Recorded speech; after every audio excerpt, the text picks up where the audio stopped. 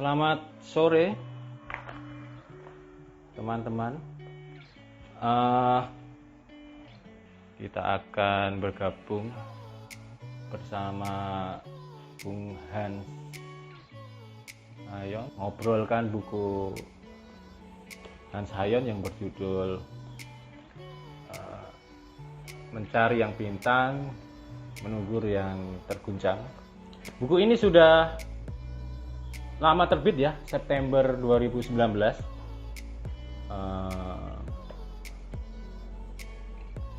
Ya, halo juga Bung. Sini. Ya, sore. Sore Mas. Dan Mas siapa yang satunya nama panggilannya? Elvan Mas. Elvan. Ya, Oh ya. iya. Sehat ya? Sehat. Lama nggak nampak nih Mas Hayon nih. Panggilan Mas. Oke, teman-teman, sore ini kita akan mengobrol dengan Hans Hayon dan juga Elvan tentang buku Mencari yang Bintang, Menunggu yang Terguncang. Ini kumpulan esai Hans Hayon yang terbit di Ruaksara tahun 2019. Dan udah lama memang, tapi buku ini sebenarnya belum pernah diacarakan ya. Baru online mungkin pertama ini ya. Ya. Ya. Oke.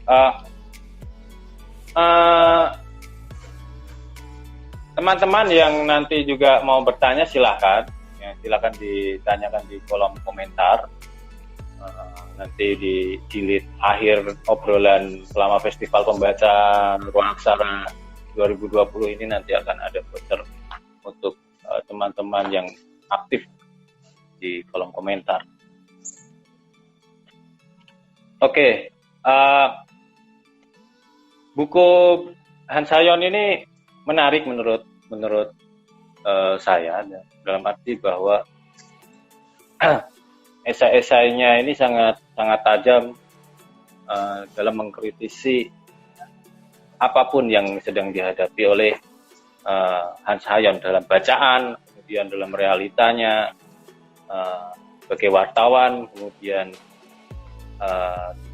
juga sebagai ex di sebuah sekolah di NTT gitu. Kental sekali, yang unsur religiositasnya itu sangat kental sekali di situ. Dia sangat bibis lah dalam bahasa ininya. Oke. Saya mau tanya ke Hans dulu ya. Nanti Bung Elvan bisa menambahkan atau memberikan pernyataan khusus soal buku ini. Gimana punya pikiran untuk membuka buku ini awalnya itu seperti apa Hans? Karena esai-esai ini kan campur, kemudian kamu jadiin satu buku yang punya 3 bagian nih, religiositas, kuasa, politik itu, seni dalam arti ini di sastra dan teater ya, kebanyakan di situ. Apa konsep awal ketika mau membuka buku ini? Ya, kasih Mas. Ya. Hal yang paling yang paling mengganggu pikiran saya selama saya menganut agama Katolik sejak kecil lah, sejak ya masuk seminari, terus praktek, terus dikeluarkan itu yakni kebanyakan orang ya, termasuk saya juga dulu, itu menganut agama Katolik secara kebanyakan lah Mas, seperti itu. Sehingga ya orang menjadi Katolik karena memang sudah terlanjur dilahirkan di dalam keluarga Katolik, lalu menjalani ritual atau kehidupan harian sebagai seorang Katolik. Akhirnya orang lupa untuk mempertanyakan kenapa dia bisa beriman melalui agama Katolik misalnya. Bahkan kritik paling pribadi terhadap iman saja tidak dibuat. Itu punya implikasi sosial politik yang cukup besar, Mas.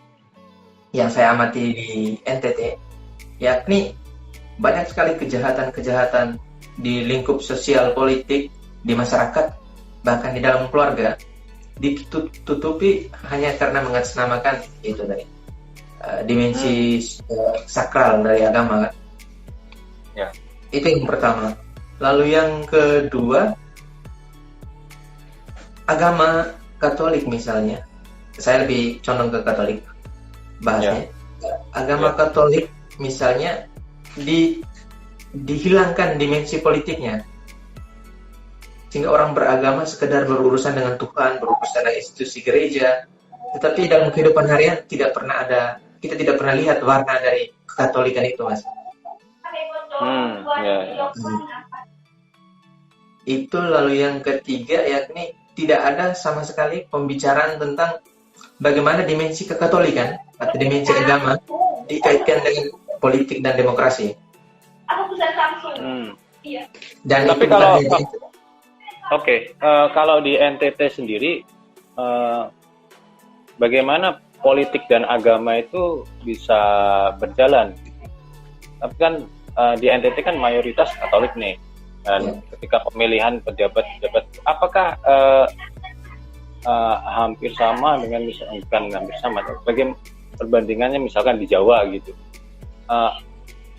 Ada perbedaan yang kentara nggak dengan nuansa politiknya? Misalkan pilkada nih atau pemilihan pemimpin daerah gitu. Saya kira gejalanya hampir sama, Mas. Yakni agama dipolitisasi untuk memobilisasi konstituen. Itu saya kira bukan hanya Katolik, di agama lain juga seperti itu.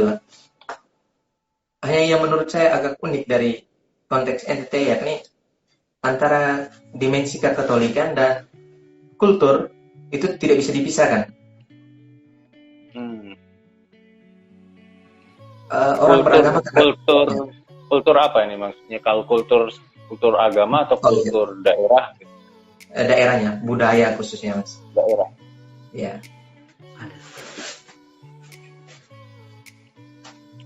Oke, di buku ini kamu juga mengkritik memang kebijakan-kebijakan ya, lebih ke misalkan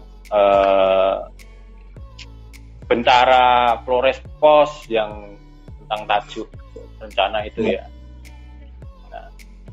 Nah, itu bagaimana? Kejadiannya seperti apa sehingga kamu menuliskan esai itu? Kan pasti kamu bertemu betul dengan suatu kejadian yang unik, kemudian yang kamu merasa tersentuh, kemudian ini perlu dituliskan nih di esaimu, kemudian publikasikan. Di Flores itu ada satu koran yang menjadi corong gereja sebetulnya, dan dikenal luas di kalangan masyarakat di Flores. Itu koran Flores Post. Hanya kemarin ditutup, ditutup, tetap pindah ke online, lalu yang cetaknya ditangguhkan entah alasan apapun. Oke. Salah satu keunikan dari Flores Post yang membedakan dengan koran-koran yang lain, yakni aspek jurnalistiknya bagus, gaya peliputannya seperti Kompas. Beberapa media besar di Jakarta pernah studi banding ke situ. Yang menarik dari Flores Post yakni kolom bentaranya, Mas. Itu ditulis oleh seperti tajuk Kompas atau media Indonesia punya kolom begitu, yang merepresentasikan catatan editor ya, penentuan atau redaksinya ya. Redakturnya ya, pemimpin redaksinya.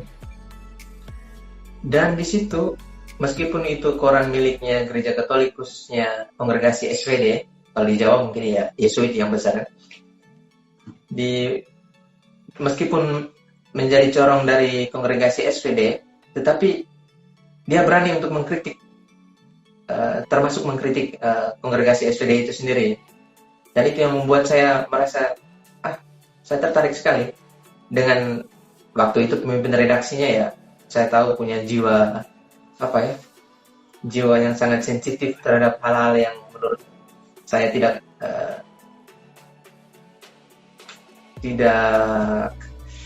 memberdayakan masyarakat seperti itu, Mas. Ya. Setelah dia pindah ya, Bentara tidak punya warna seperti itu lagi. Oh, Ya. semakin tumpul ya bahasanya.